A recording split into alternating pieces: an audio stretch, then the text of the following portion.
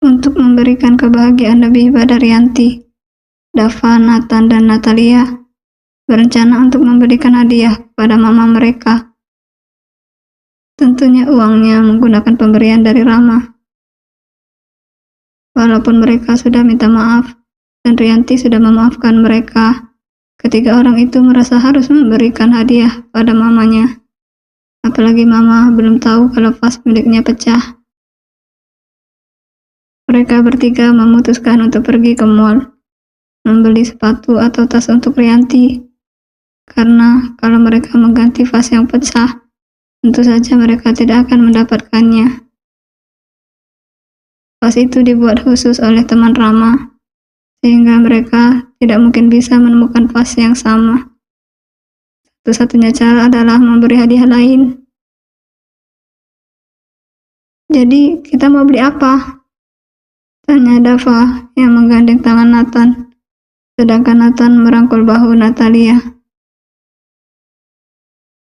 Tas. Nathan hanya menjawab singkat. Dava menggeleng tidak setuju dengan usulan Nathan. Rianti sudah memiliki banyak tas, apalagi oleh-oleh terakhir dari Rama adalah tas mahal. Sehingga kalau memberikan tas lagi, rasanya hadiahnya menjadi kurang istimewa. Ya udah, kita beli sepatu aja buat mama, kata Natalia menjawab. Sepertinya sepatu memang lebih mending daripada tas. Mereka bertiga akhirnya menyusuri mall dan memilih toko untuk membeli sepatu. Saat sampai di toko sepatu, mereka langsung disambut oleh pegawai, bertanya mengenai sepatu apa yang mereka inginkan. Kita mau sepatu yang elegan, tapi tidak terlalu banyak pernak-perniknya. Yang sederhana aja, tapi menampilkan karakter yang kuat, kata Dava memberitahu pegawai toko. Pegawai itu tersenyum dan menunjukkan rak sepatu. Dava langsung sibuk memilih-milih sepatu untuk Rianti. Pegawai itu juga tampak sangat senang meladeni Dava. Ya, kapan lagi kan bisa meladeni laki-laki tampan, murah senyum dan sangat ramah seperti Dava. Kita beli yang ini aja, Mbak, kata Nathan tiba-tiba mengambil sepatu berwarna silver. Seperti biasa, tanpa basa-basi, Nathan langsung menuju ke kasir. Bungkus saja, kata Nathan lagi. Dava dan Natalia saling memandang, melihat perilaku Nathan. Mereka tahu kalau Nathan yang memilih Rianti pasti suka. Walaupun Nathan itu sangat dingin, dia juga terlihat cenderung tidak peduli. Namun di dalam otaknya, dia hafal semua kesukaan orang-orang terdekatnya. Sehingga saat ini, memberikan sesuatu kepada orang terdekatnya, hal itu tidak akan pernah gagal dan mengecewakan. Percuma mah, gue nanya panjang lebar. Bilang dari tadi kek, kata Dava kesal mengomeli Nathan. Ayo kita beli sepatu couple, kata Dava semangat saat melihat beberapa sepatu Keds. Iya mas, itu kebetulan ada promo untuk pasangan, kata mbak kasirnya memberitahu kalau ada promo untuk sepatu itu. Masnya mau warna apa biar kita ambilin? Nat, udah mau nggak? Dava kembali bertanya kepada Nathan. Nathan melirik kepada Natalia. Natalia mengangguk setuju. Warna biru kayaknya bagus, Nat. Kita beli warna biru aja deh, kata Natalia. Kita beli warna biru, Mbak, kata Nathan pada mbak kasir, dan langsung diambilkan warna yang diinginkan oleh kedua sejoli itu. Gue juga mau yang warna biru, Mbak. Dava tidak mau kalah, padahal dia tidak memiliki pasangan. Nah, Mas, untuk item ini kita memiliki potongan harga 30%, karena Masnya adalah pasangan. Tapi sebelumnya mohon maaf, Untuk Mas itu tidak bisa mendapatkan potongan karena tidak memiliki pasangan, kata Mbak kasir melirik ke arah Dava. Sebelumnya Nathan dan Natalia sudah menjelaskan kalau mereka adalah suami istri. Dibuktikan dengan foto pernikahan mereka. Mendengar hal itu, Dava hanya cemberut. Dia juga ingin mendapatkan potongan diskon. Maaf ya Mas, promonya hanya untuk pasangan. Untuk yang jomblo tidak bisa, kata Mbak kasirnya, menjelaskan secara tidak enak kepada Dava. Pokoknya punya diskriminasi kepada jomblo. Masa saya nggak boleh, Mbak? Kata Dava memprotes dan ditertawai oleh beberapa orang-orang di sana. Bahkan beberapa wanita menawarkan untuk menjadi pasangan Dava. Beberapa lagi menyayangkan wajah tampan itu, namun masih juga jomblo. Tidak hanya itu, beberapa wanita berpikir Dava itu gay. Masa dengan penampilan dan wajah yang sesempurna itu tidak memiliki pasangan? Mohon maaf sekali ya Mas, kata Mbak kasirnya. Ya sudah kalau begitu, bagaimana kalau Mbak saja yang menjadi pasangan saya? Kata Dava dengan senyum manis yang memperlihatkan lesung pipinya dan mengangkat alisnya yang tebal. Mbaknya langsung tersenyum dan wajahnya memerah. Perhatikan wajah Dava yang sangat tampan, namun dia cepat-cepat menggeleng dan menunjukkan cincin di jari manisnya. Maaf Mas, saya sudah punya tunangan, katanya lembut kepada Dava. Kalau saja dia tidak memiliki tunangan, dia pasti sudah berlari ke pelukan Dava. Jangan ngadi-ngadi loh. Natalia langsung memukul kepala Dava. Kalau mau, kita bisa kok nyariin lo pasangan. Langsung siap nikah. Natalia melanjutkan. Secepatnya, kata Nathan menambah kerisauan hati Dava. Enggak. Jangan coba-coba. Aku tabokin kalian semua. Kata Dava menolak dengan keras. Ya udah deh Mbak, bayar aja. Dava mencoba mengakhiri pembahasan tentang pasangan. Setelah mereka membeli sepatu, mereka juga mampir ke sebuah toko es krim. Di sana juga terdapat promo untuk pasangan. Mas, kita ada event untuk pasangan. Hadiahnya adalah boneka eksklusif dari toko kami yang tidak dijual untuk umum. Mas dan Mbaknya hanya perlu foto dengan memperlihatkan es krim dan kami akan post di Instagram. Nanti akan di vote. Untuk vote terbanyak akan memenangkan hadiahnya. Saat mendengar penjelasan dari pegawainya, Nathan dan Natalia langsung tertarik. Mereka langsung difoto. Setelah itu, foto mereka dipost di Instagram dan mengetik akun masing-masing. Promonya hanya untuk pasangan ya Mas, kata pegawai lagi saat Dava berniat ikut. Ya, lagi-lagi buat pasangan. Mendiskriminasikan jomblo banget sih, kata Dava dengan cemberut. Dia langsung membeli 2 es krim. Kalaupun saya jomblo, saya juga mampu beli 2 es krim. Bukan begitu Mas, tapi event ini menunjukkan kemesraan dan kebersamaan pasangan. Mendengar hal itu, Dava hanya bisa diam. Kalau tujuannya adalah menunjukkan kemesraan dan kebersamaan pasangan, ya dia bisa apa? Orang dia tidak punya pasangan sama sekali. Sepanjang perjalanan pulang, tapi udah mengomel karena banyak sekali promo yang hanya ditujukan untuk pasangan. Sedangkan dia sendiri adalah jomblo dari lahir. Walaupun banyak wanita yang menyukainya, tidak ada satupun di antara mereka yang bisa menjadi pasangannya. Dava sedih melihat kemesraan Nathan dan Natalia. 2 orang itu peluk-pelukan dan suap-suapan di depan dirinya. mengabaikan kehadiran dirinya yang sedih karena tidak mendapatkan banyak promo.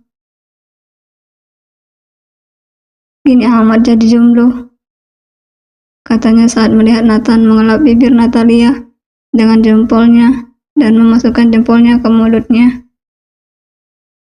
Rasanya jauh lebih manis, kata Nathan menjilat jempolnya yang terdapat sisa es krim dari bibir Natalia. Natalia tersenyum malu melihat Nathan. Jantungnya sudah berdebar sangat kencang. Kalau saya tidak ada orang di sini, Natalia juga pasti sudah berteriak kencang. Apapun yang berkaitan dengan lo itu sangat manis, kata Nathan berbisik di telinga Natalia dan mencium bibirnya cepat. Natalia hanya bisa menutup mulutnya dan berharap tidak ada orang. Mereka lupa kalau Dava berada di belakang mereka. Sekarang dia sedang kesal dan menendang udara. Nat, banyak yang lihat, jangan gitu. Enggak apa-apa kok, kan udah halal. Ya, tapi gue malu. Ya udah, ayo kita cepat pulang. Kita lanjutkan di kamar. Nathan langsung menarik tangan Natalia. Mereka berjalan dengan cepat meninggalkan Dava yang kesal. Nasib jomblo sudah tidak dapat promo, malah dapatnya pemandangan yang sungguh menyesakkan dada. Sudah kali ini saja Dava ke mall ini. Dia trauma jalan bersama Nathan dan Natalia. Woi, tunggu. Gue juga mau pulang, katanya mengejar Nathan dan Natalia yang sama sekali tidak peduli pada Dava. Dava yang ketinggalan langsung buru-buru pergi meninggalkan mall. Tidak baik untuk ketenangan jiwanya, apalagi melihat beberapa orang yang berpasangan dan terlihat bahagia.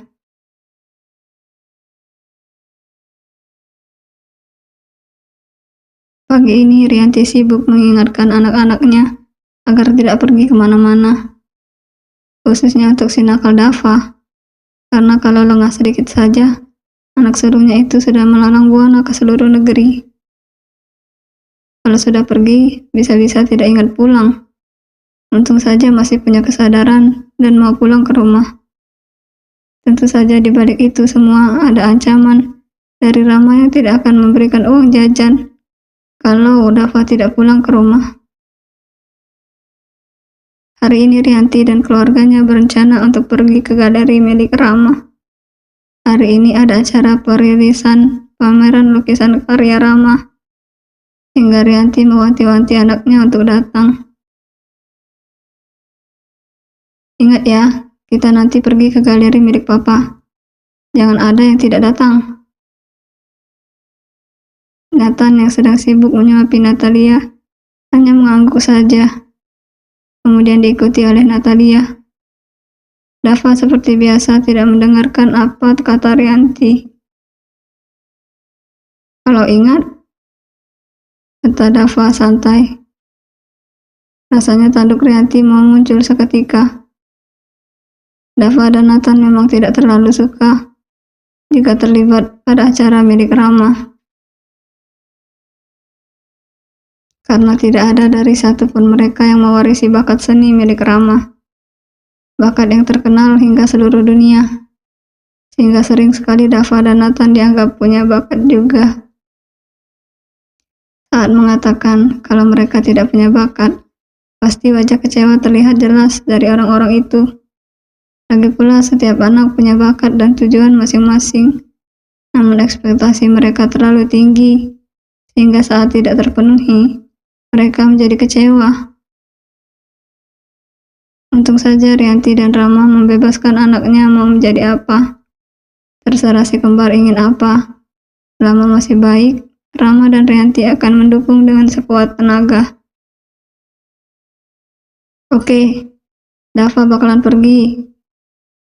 Nanti pergi bareng saja ya, kata Dava melirik ke arah Natalia dan Nathan. Kita pergi bareng, tapi ingat jangan ngaret, Awas saja kalian kalau tidur dan susah dibangunin, kata Natalia mengancam dua orang itu. Dari dulu mereka sering sekali tidak datang saat acara pameran lukisan karya Rama. Iya, emang anak mama paling the best. Mama sayang sekali padamu, nak, kata Rianti dengan bangga dan mengelus rambut Natalia lembut. Dia juga sangat sayang pada mama, kata Natalia dan memeluk sayang Rianti. Dava punya saingan lagi. Padahal dulu mama sayangnya sama Dava aja. Kalau Nathan mah belakangan. Lo aja yang kepedean. Coba tanya mama sayang, gue apa lo?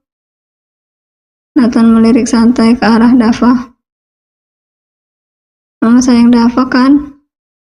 Dava bertanya pada Rianti dan hanya dibalas anggukan. Noh, lihat, mama sayang gue, katanya dengan bangga. Terserah lo deh. Nat, kemarin ada yang nanyain lo. Gak peduli. Nathan tidak peduli sama sekali. Namun Natalia langsung melirik ke arah Dava. Siapa yang nyariin Nathan? Tanyanya penasaran, karena jarang sekali Dava mengatakan hal ini. Malaikat penagih hutang. Masih punya hutang lo sama gue, kata Dava menaikkan alisnya. Nathan langsung tersedak. Natalia buru-buru memberikan minuman pada Nathan. Hati-hati dong, kata Natalia sambil memukul pelan punggung Nathan. Emangnya lo punya hutang apa sama Dava, Nat? Tanya Natalia yang penasaran, karena reaksi Nathan sangat berbeda dari biasanya. Nanti gue beliin, kata Nathan melirik Dava, agar abangnya itu diam dan tidak membocorkan rahasia di antara mereka. Kalau Natalia sampai tahu, dia pasti sangat malu sekali. Dia juga tidak ingin Natalia berpikir macam-macam dengannya. Padahal rahasianya sebenarnya simpel. Nathan menyuruh Dava untuk mengancam orang tua Natalia agar pernikahan mereka tidak kacau. Orang tua Natalia tidak merasa cukup dengan uang yang sudah diberikan keluarga Nathan, sehingga ingin membuat kerusuhan di pesta pernikahan mereka. Nathan meminta Dava untuk menyelesaikan semua itu. Nathan berjanji akan memberikan sepatu limited edition-nya untuk Dava. Namun Dava menolak. Dava ingin membeli sepatu baru. Karena kesibukan yang sangat padat, Nathan belum sempat membeli sepatu untuk Dava. Kok gue makin penasaran sama kalian? Gue minta sepatu doang kok, kata Dava cepat-cepat. Dia tahu Nathan akan malu kalau sampai Natalia tahu. Hingga sebagai orang yang baik, Dava menyelamatkan saudara kembarnya. Setelah makan, Rianti langsung berdandan cantik. Dava tahu di usianya yang sudah mencapai kepala 4, dia masih terlihat seperti wanita usia 20 tahunan. Dia juga beberapa kali mengirimkan pesan kepada anak-anaknya untuk segera bersiap-siap. Kali ini, dia akan memastikan anak-anaknya pergi menghadiri acara. Selain tujuannya untuk menyenangkan hati Rama, dia juga ingin memamerkan menantunya. Dia ingin semua orang tahu kalau Nathan tidak lagi lajang. Harusnya mereka memang membuat pesta yang meriah untuk menantunya. Namun Nathan dan Natalia sama sekali tidak suka pesta meriah dan memilih untuk mengadakan pesta sederhana untuk keluarga saja. Mama cantik sekali, kata Natalia yang masuk ke dalam kamar Rianti untuk memberikan hadiah. Ini sebagai permintaan maaf kami, Ma. Maaf karena sudah membuat kekacauan di rumah kemarin. Maaf juga untuk vas kesayangan Mama pecah, kata Natalia dengan hati-hati dan tidak enak. Rianti menerima hadiah dari Natalia dengan senang, sama sekali tidak memikirkan vasnya yang pecah. Terima kasih sayang. Sepatunya cocok sekali, Mama suka. Mama bakalan langsung pakai sekarang, katanya memeluk hangat Natalia. Jangan dipikirin vasnya. Mama gak marah kok. Mama udah tahu kalau vasnya pecah. Cuman Mama minta kalian sering-seringlah di rumah untuk menemani Mama. Natalia janji dia bakal selalu nemenin Mama, Ma. Kalau Mama mau kemana aja, tinggal bilang sama Natalia. Dia bakal nemenin Mama kemanapun itu, kata Natalia yang tahu jika Rianti sangat kesepian. Mama mertuanya itu sering ditinggal Rama untuk bekerja. Kedua anaknya juga sering pergi entah kemana. Yang satunya keluyuran dikerumuni oleh para wanita, namun tetap jomblo. Yang satunya lagi disibuk menjaga Natalia agar tidak diambil laki-laki lain. Saat Natalia tinggal di sini, barulah dia sadar kalau Rianti sangat kesepian. Tidak ada yang menemani Rianti. Jadi, dia bertekad akan menjadi anak yang baik untuk Rianti. Makasih sayang, Mama senang sekali. Ternyata begini rasanya memiliki anak perempuan. Rianti mengusap air matanya yang tiba-tiba turun. Senang sekaligus terharu karena memiliki menantu seperti Natalia. Menantu yang menganggap Rianti sebagai ibunya sendiri. Setelah menyerahkan sepatu kepada Rianti, Natalia langsung kembali menuju kamarnya. Dia memastikan Nathan sudah bersiap-siap. Kali ini dia akan memastikan Nathan akan datang. Bagusan pakai yang mana? Nathan menunjukkan dua kemeja di tangannya. Yang hitam aja lebih bagus. Kalau gitu tolong pakein. Ya udah, sini gue pakein. Natalia membantu Nathan untuk memakai kemejanya. Dia mengancing kemeja Nathan satu persatu dari atas ke bawah. Saat itulah Nathan memperhatikan wajah Natalia. Sekarang dia tahu betapa cantiknya istrinya. Nathan begitu bahagia bisa menatap Natalia dengan langsung. Tidak sembunyi-sembunyi lagi seperti dulu. Nathan mengelus wajah Natalia dengan lembut. Tangannya mulai menyusuri bibir Natalia. Terasa lembab dan sangat lembut. Enggak tanpa sadar, bibirnya mulai mengecup bibir istrinya. Merasa lembut dan basahnya bibir milik Natalia. Natalia hanya bisa diam terpaku. Nathan benar-benar membuatnya kaget. Tanpa aba-aba menyusuri bibirnya yang lembut. Berbagi kehangatan yang semakin hari semakin disukai Natalia. Kayaknya kita memang harus berhenti sekarang, kata Nathan mengakhiri ciuman mereka.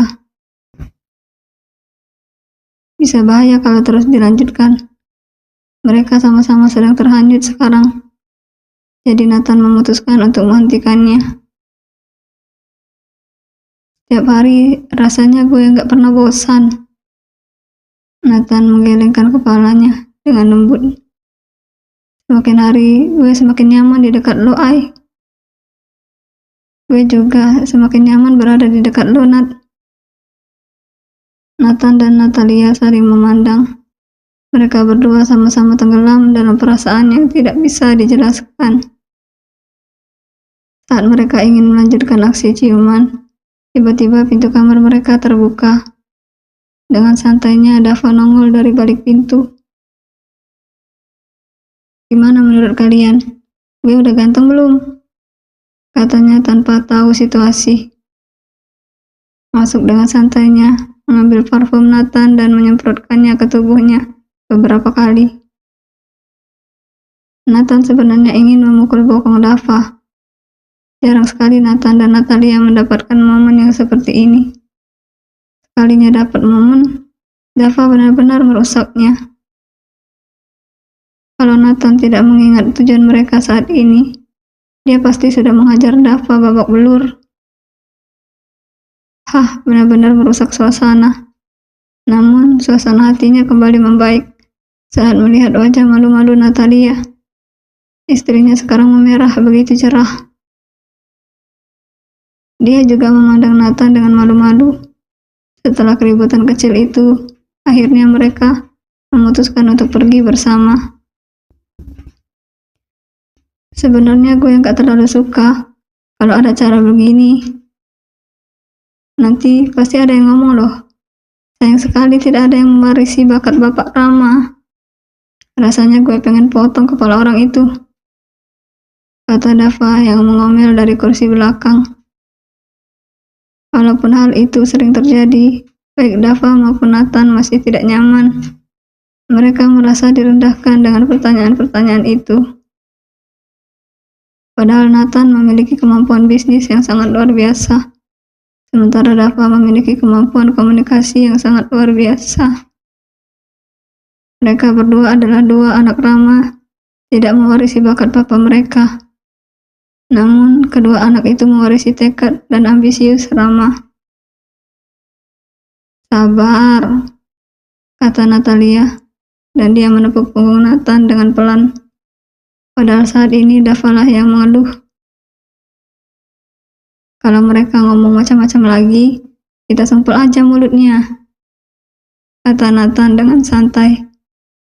Kalau masalah sinis-sinisan dan kekejaman, Nathan lah ahlinya. Tidak perlu diragukan lagi, dia sangat luar biasa untuk bakat yang satu itu. Dia, lo bawa pisau kan? Nanti tolong cincang orangnya buat kita ya. Dava menanggapinya dengan santai sekarang. Tenang aja, kalian gak perlu mikirin apa-apa. Kita nikmati aja karya papa. Untuk yang lainnya, anggap aja anjing yang sedang menggonggong.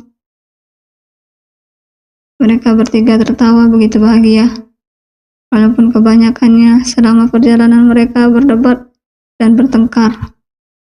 Namun sebenarnya mereka saling mendukung satu sama lain. Hubungan mereka terbilang cukup unik, saudara yang terbilang aneh, kadang akur, kadang juga tidak. Namun satu hal yang paling pasti, mereka tidak akan pernah membiarkan siapapun menyakiti salah satu di antara mereka.